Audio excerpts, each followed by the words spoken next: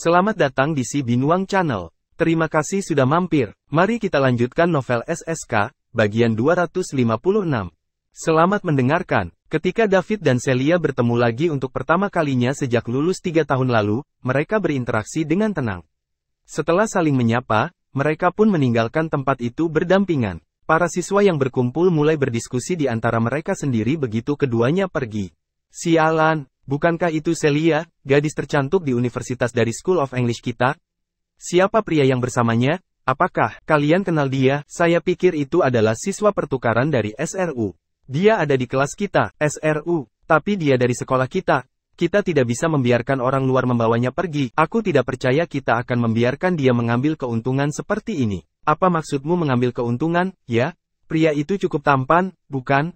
Dia agak keren, atau setidaknya, tidak kalah keren dari Fantastic Four. Dia dan Celia sepertinya pasangan yang cukup cocok, jawab seorang gadis. Jadi bagaimana jika dia tampan atau keren? Dia masih dari sekolah lain. Dia gadis tercantik universitas kami tidak bisa membiarkan begitu saja, beberapa pria dari sekolah lain membawanya pergi.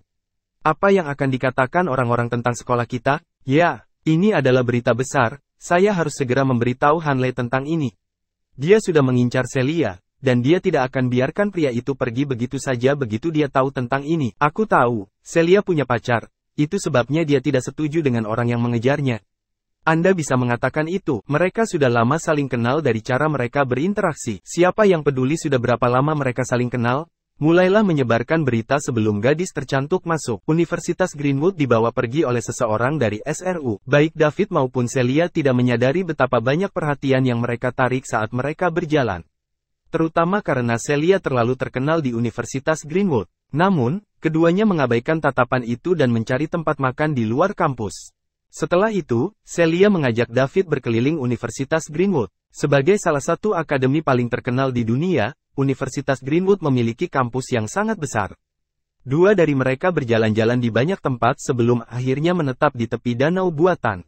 Di sana sepi, sehingga menjadi lokasi yang populer bagi pasangan untuk berkumpul Universitas Greenwood, meski kebanyakan di malam hari. Kebanyakan orang tidak akan berkumpul di tepi kolam di tengah hari saat matahari bersinar panas terik di kepala mereka, ditambah pasangan harus menjaga perilaku mereka sejak siang hari dan ada sedikit atau tidak ada privasi. Sehingga, masyarakat cenderung berkumpul hanya pada malam hari dan tidak pada siang hari. David, teriak Celia. Ya, David menoleh untuk melihat Celia. Aku merasa kamu banyak berubah, kata Celia. Dengan cara apa? Ceritakan, tanya David. Kamu lebih kuat, lebih percaya diri, dan kamu juga lebih tampan sekarang, jawab Celia dengan wajah memerah. David menyentuh wajahnya. Sistem tersebut memang telah membawa perubahan besar baginya, tidak hanya secara fisik, tetapi juga mental. Dia dulu merendahkan diri dan menolak untuk bersosialisasi, tetapi sekarang dia dipenuhi dengan kepercayaan diri. Celia, aku merasa kamu juga berubah, kata David. Ya. Bagaimana? Celia memandang dirinya sendiri dan bertanya. Kamu jauh lebih cantik sekarang, jawab David sambil menyeringai. Kamu juga jadi pandai bicara, David. Kamu saat itu tidak akan pernah mengatakan hal seperti itu. Kurasa kita semua berubah. Keduanya memandangi danau jauh di seberang dan duduk dalam diam untuk waktu yang lama. David, terima kasih. Untuk apa? Terima kasih telah muncul di saat-saat tergelapku dan menyelamatkanku dari kematianku. Anda mempertaruhkan hidup Anda untuk menyelamatkan saya, seperti malaikat. Oh itu, saya akan melupakannya jika Anda tidak mengingatkan saya.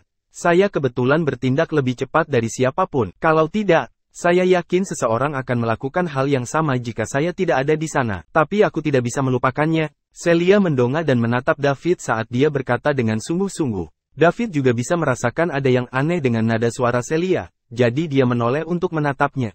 Mereka mengunci pandangan. Celia menoleh ke samping dan melanjutkan dengan muram, mimpi buruk ini telah menggangguku selama ini. Mimpi, akan ada truk yang melaju kencang ke arah saya di luar kendali.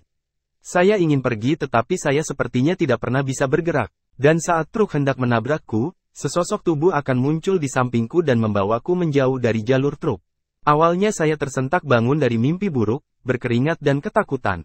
Tetapi setiap kali saya pergi tidur, saya tidak bisa membantu tetapi ingin memimpikannya mimpi buruk itu juga.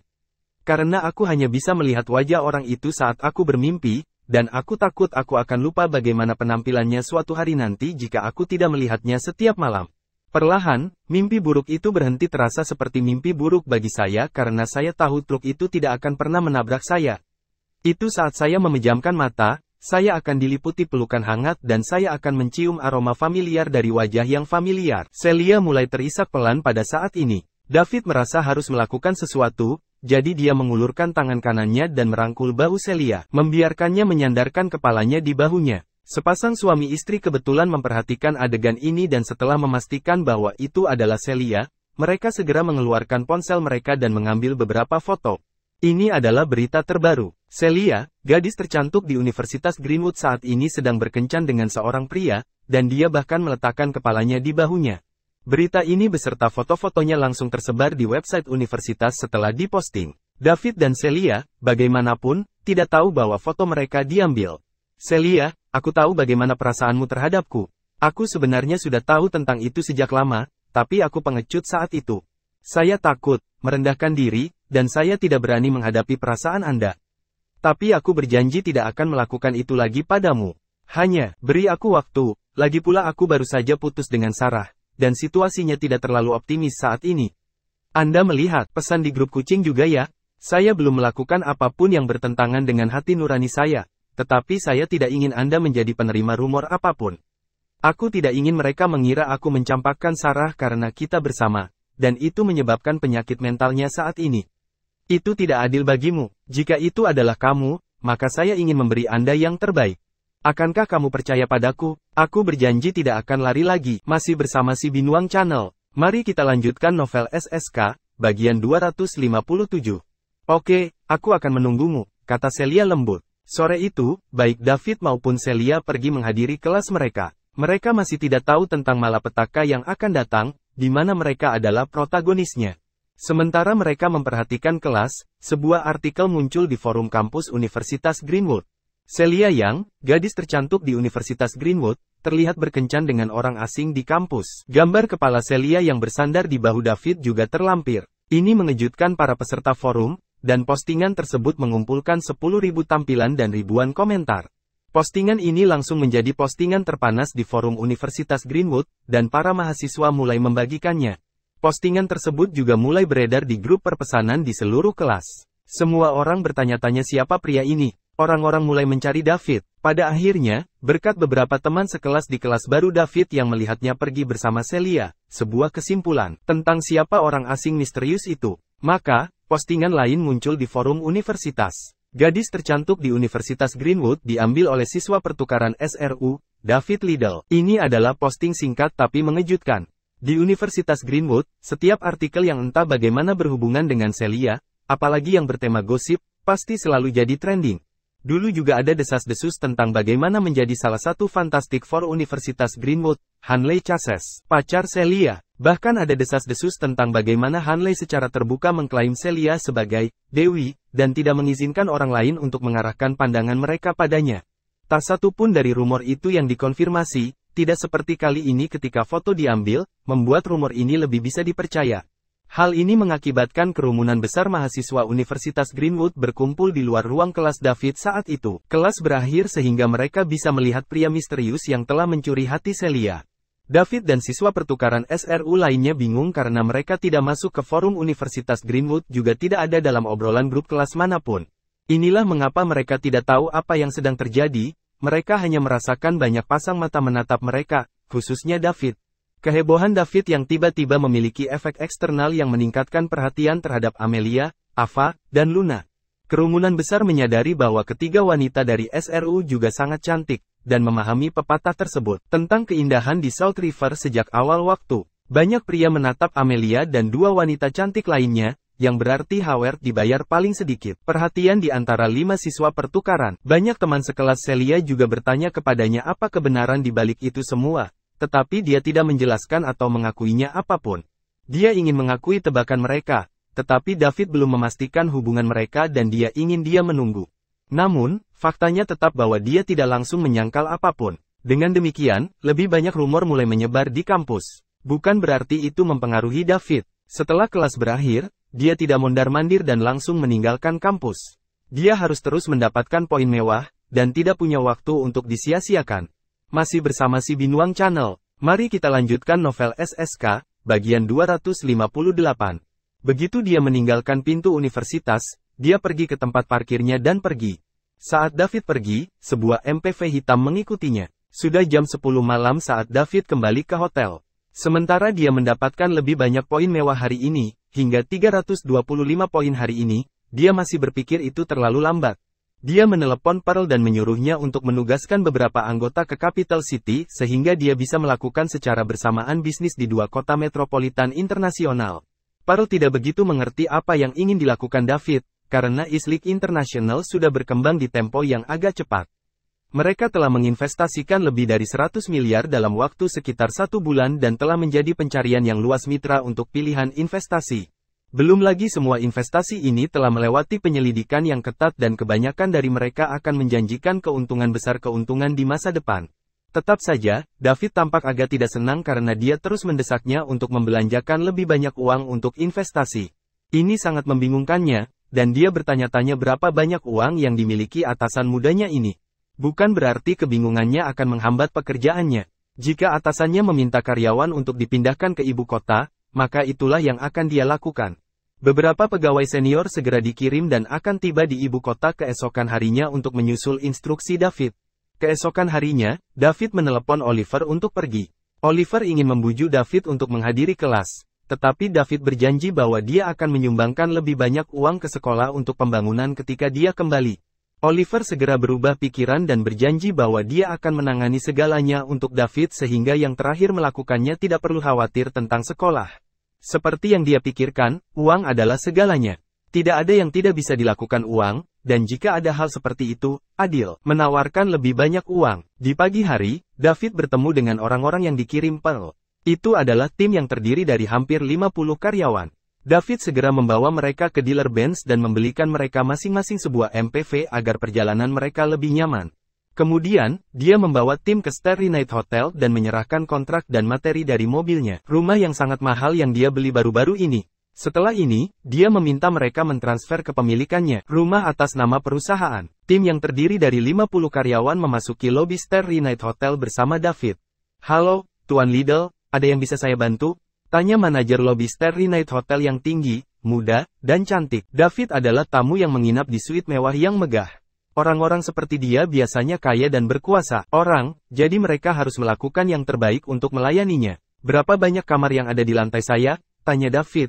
"Tuan Liddell, Anda saat ini tinggal di suite mewah kelas atas. Ada total 28 kamar lantai Anda," jawab manajer cantik Lucille. David berbalik dan menatap karyawannya untuk bertanya, "Apakah kalian keberatan berbagi kamar dalam kelompok 2 orang? Itu suite cukup besar." "Tuan Liddell, kamar biasa sudah cukup bagus, tidak perlu kamar mahal seperti itu." "Ya, Tuan Liddell, kita tidak perlu tinggal di tempat yang begitu mahal. Kamar acak sudah cukup bagus," kata pemimpin dari tim kecil ini. Mereka semua adalah karyawan senior yang memiliki tingkat pemahaman tertentu tentang atasan mereka yang murah hati ini. Mereka tidak terkejut dengan sarannya, tetapi mereka tetap menolaknya karena kesopanan.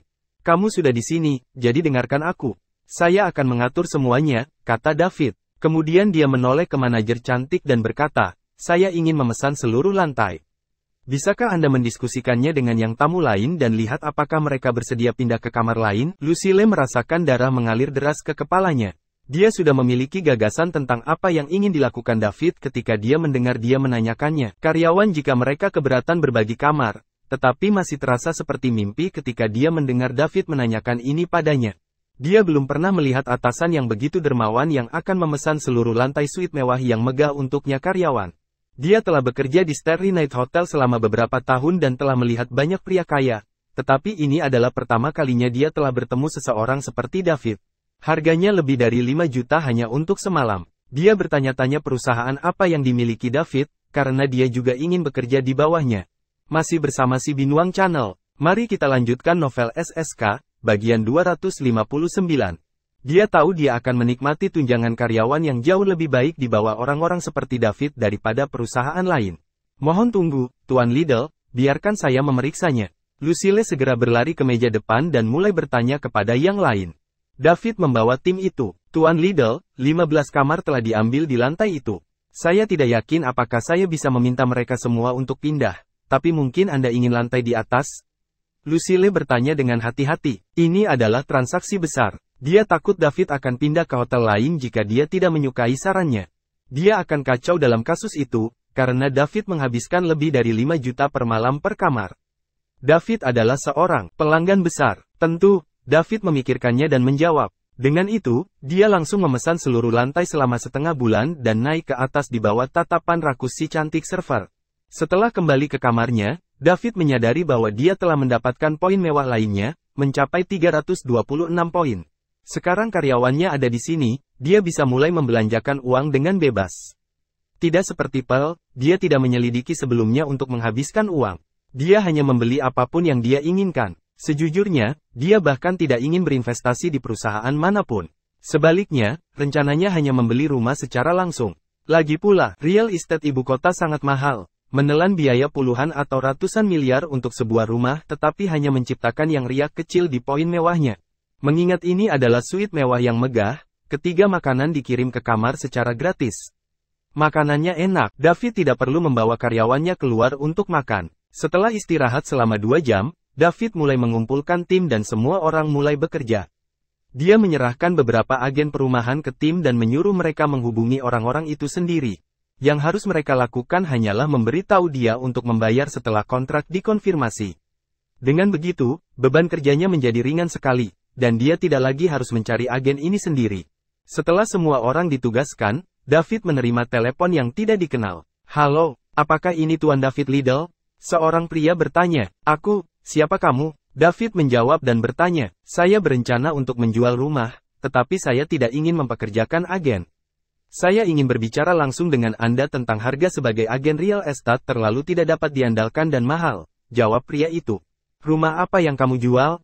Dan untuk berapa?" tanya David lagi. Dia tidak terlalu khawatir tentang ini, karena dia telah membeli cukup banyak rumah akhir-akhir ini dan meninggalkan nomornya beberapa agen properti. Karena itu, tidak ada yang aneh dengan penjual yang mendapatkan nomornya. Selama rumahnya tidak terlalu murah, dia akan mempertimbangkannya. "Ini adalah halaman rumah yang ditinggalkan leluhurku untukku. Mereka dulunya adalah pejabat istana dan bangsawan, jadi furnitur dan struktur dibuat dengan kayu hitam bermutu tinggi. Tidak ada yang dibentuk meskipun sudah berapa tahun, jadi saya pasti menjualnya dengan harga tinggi. Orang biasa tidak mampu membeli rumah seperti ini, dan saya hanya menghubungi Anda karena saya mendengar bahwa Anda telah menghabiskan banyak uang untuk membeli rumah pekarangan akhir-akhir ini. Tentu, saya bebas sekarang. Bisakah Anda menunjukkan rumahnya kepada saya?" David memikirkannya dan menjawab, "Jika pria itu mengatakan yang sebenarnya, maka ini adalah rumah yang layak untuk dilihat. Dia telah membeli sebuah rumah yang dulunya milik beberapa orang pangeran 2 hari yang lalu, dan jika rumah ini dibangun di lokasi yang bagus, itu harus dijual setidaknya $1 miliar. David saat ini sedang membeli properti seperti orang gila. Selain mendapatkan poin mewah dan meningkatkan kekuatannya, David melakukannya juga membuat persiapan untuk hari di mana sistem mungkin akan hilang. Pada saat itu, dia masih memiliki rumah-rumah ini dan cukup uang untuk mempertahankan gaya hidup yang nyaman selama sisa hidupnya bertahun-tahun. Ya tentu, pihak lain dengan cepat setuju. Kedua belah pihak menyepakati tempat untuk bertemu. Ketika David tiba, dia melihat seorang pria berpakaian bagus berusia 30-an menunggunya. Ketika dia melihat yang lain, kekuatan pikiran tajam David segera menangkap tatapan licik pihak lain dan kegugupan. Ada yang salah dengan dia. David tahu bahwa orang ini tidak memanggilnya untuk menjual rumah tetapi karena alasan lain. Namun, David tidak mengerti apa yang orang ini ingin lakukan. Apakah dia ingin menculik David dan membuat yang terakhir membayarnya karena betapa murah hati yang telah dihabiskan David uang baru-baru ini? David tidak mengekspos yang lain karena dia penasaran dengan apa yang ingin dia lakukan. David berani dan terampil sekarang, dan dia bisa dengan mudah melawan 100 gangster tanpa berkeringat. Setelah bertemu, pihak lain bahkan tidak memberitahu David namanya sebelum membawa David ke rumah. Pria lain berjanji bahwa itu akan menjadi jarak pendek dan tidak perlu menyetir. Ada yang salah, seperti yang diharapkan David, pria itu membawanya ke tempat sepi dan berhenti di gang sempit. David bertanya-tanya apakah disinilah mereka akan mengancamnya untuk memberi mereka uangnya. David mulai merasakan sekelilingnya.